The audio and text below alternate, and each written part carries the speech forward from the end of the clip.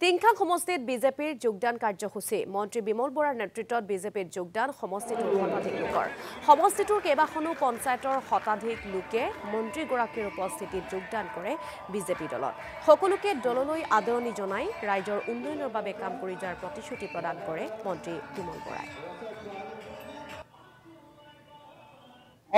মাননীয় মুখ্যমন্ত্ৰী ডক্টৰ হিমন্ত বিশ্ব শৰ্মা ডাঙৰীয়াই যি গতিশীলতাৰে ৰাজ্যখন পৰিচালিত কৰিছে মাননীয় প্ৰধানমন্ত্ৰী নৰেন্দ্ৰ মোদী ডাঙৰীয়াৰ মাৰ্গদৰ্শনেৰে সৰ্বস্ত জনসাধাৰণ ভাৰতীয় জনতা পাৰ্টিৰ প্ৰতি আকৃষ্ট হৈছে সকলো জনসাধাৰণৰ আশা আকাংক্ষা অনুভৱ উপলব্ধিসমূহক আমাৰ চৰকাৰে স্পৰ্শ কৰাৰ পৰিপ্ৰেক্ষিতত আজি বিভিন্ন দল বিভিন্ন মতৰ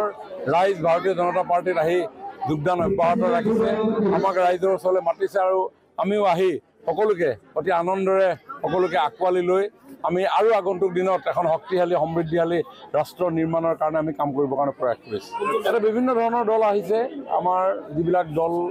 অসমত আছে কোনোবা কংগ্ৰেছৰ পৰা আহিছে কোনোবা